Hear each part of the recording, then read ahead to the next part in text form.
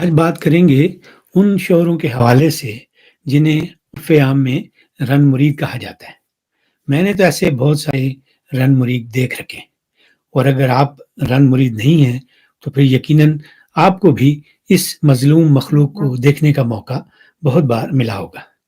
لیکن بات شروع کرنے سے پہلے آپ سب کے لیے وہی دوستانہ مشورہ ہے کہ اگر آپ نے ابھی تک ہمارے چینل کو سبسکرائب نہیں کیا تو پلیز پہلے سے سبسکرائب کریں، اور ساتھ ہی وہ جو بیل آئیکن ہے اسے بھی کلک کر دیں تاکہ آپ کا اور ہمارا یہ جو رابطہ ہے اور بھی مضبوط ہو جائے۔ ایک لطیفہ نما قصہ سن لیں جو کہ ایک رن مرید شوہر کے بارے میں ہے۔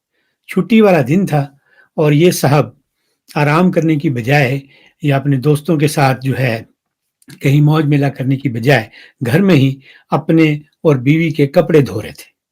بیوی جو تھی وہ اس دوران ڈرائنگ روم میں ساس بہو والا جو ڈرامہ ہوتا ہے وہ دیکھنے میں مصروف تھی۔ اس دوران ان کی ایک پڑوسن جو تھی وہ گھر میں آئی۔ اس نے جب پڑوسن کے شوہر کو کپڑے دھوتے دیکھا تو قریب جا کر بولی، اگر آپ کی بیگم اتنی لاپرواہ اور غیر ذمہ دار ہے تو آپ دوسری شادی کیوں نہیں کر لیتے؟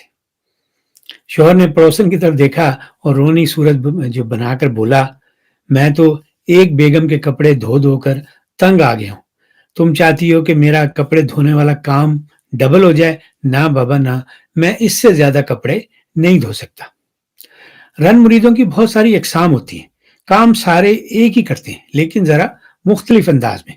جیسے یہ کپڑے دھونے والے رن مرید جس کا قصہ میں نے ابھی آپ سے شیئر کیا ہے، اسی طرح ایک رن مرید اس ٹائپ کا بھی ہوتا ہے جو کہ سلطان رائے کی طرح کیمرے کے سامنے تو اپنی ہیروئن کو بالکل لفٹ نہیں کرواتا، لیکن کیمرہ بند ہوتے ہی ہیروئن کے لیے جو ہے چائے کافی کا انتظام کرنے لگ جاتا ہے، اس کے نخرے اٹھاتا ہے، اور اس کی جو گرم چائے ہوتی ہے اس کو پھونکے مار کر ٹھنڈا بھی کر دیتا ہے کہ کہیں اس کی ہیروئن کے ہونٹ نہ جل جائے۔ اسی طرح ایک اور رن مرید کا قصہ کچھ یوں ہے۔ گھر کے اوپر والے حصے میں چھوٹا بھائی اور اس کی فیملی رہتی تھی، اور نیچے اس رن مرید کی رہائش تھی۔ بیگمات کی وجہ سے ایک دوسرے سے مقابلہ جو ہے وہ چلتا رہتا تھا۔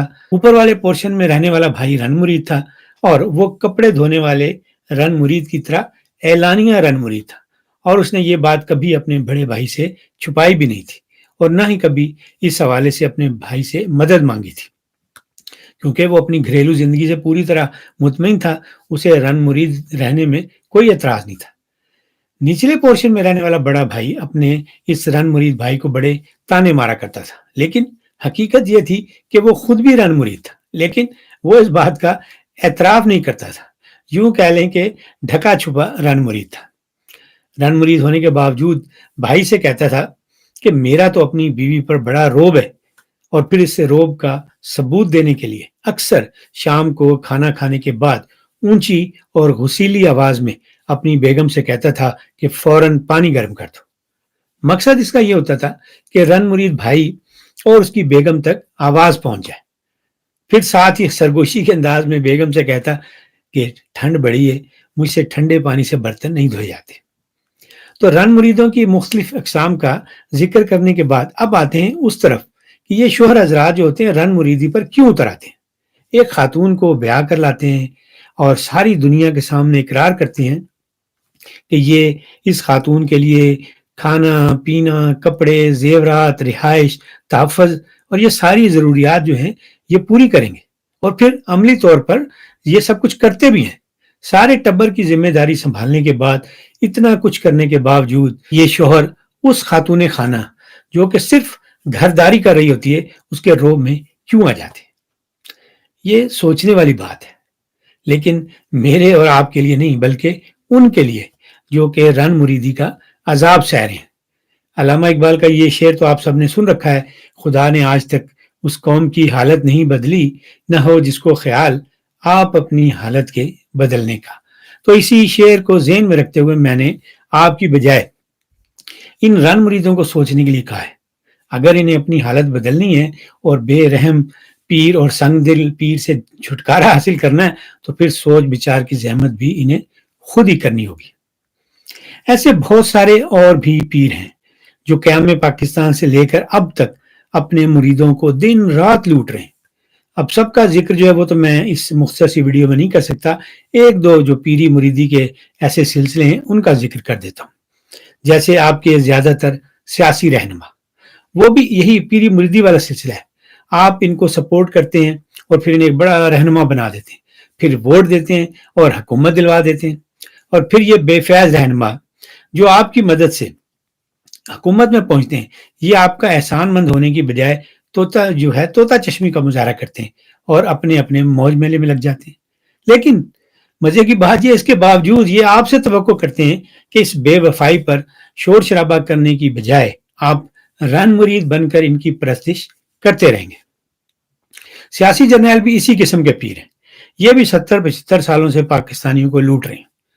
کاکول میں بھرتی ہونے سے لے کر ریٹائرمنٹ تک آپ کے پیسوں پر پھولتے پھلتے ہیں، لیکن آپ کی اس قربانی کا انہیں کوئی احساس نہیں ہوتا، اور جب تک ان کے ہاتھ میں چھڑی رہتی ہے یہ آپ کو بھیڑوں کی طرح ہانکتے رہتے ہیں۔ اگر کوئی بھیڑ ان کی چھڑی کا احترام نہ کرے تو یہ اسے ذبح کرنے میں بھی دیر نہیں لگاتے۔ ایسے اور بھی بہت سارے پیر ہیں جی، اور ان پیروں نے بھی اپنے مریدوں کو اسی طرح شکنجے میں جکڑ رکھا ہے۔ لیکن جہاں تک بات ہے اس سیاسی اور جرنیلی پیری مریدی والے شکنجے کی اور اس سے جان چھڑانے کی، تو اس کے لیے ایک بار پھر وہی بات میں دہرا رہا ہوں جو رن مریدوں کی بات کرتے ہوئے کہی تھی کہ پیر کے شکنجے سے نکلنے کے لیے سوچیں اور خود سوچیں۔ البتہ انگریزی کا ایک محاورہ میں آپ سے شیئر کر لیتا ہوں، سوچیں گے تو اس میں آپ کے لیے نجات کا نسخہ موجود ہے، لیکن سوچنا پہلی شرط ہے۔ محاورہ کچھ یوں ہے: we must show new energy in fighting back an old evil.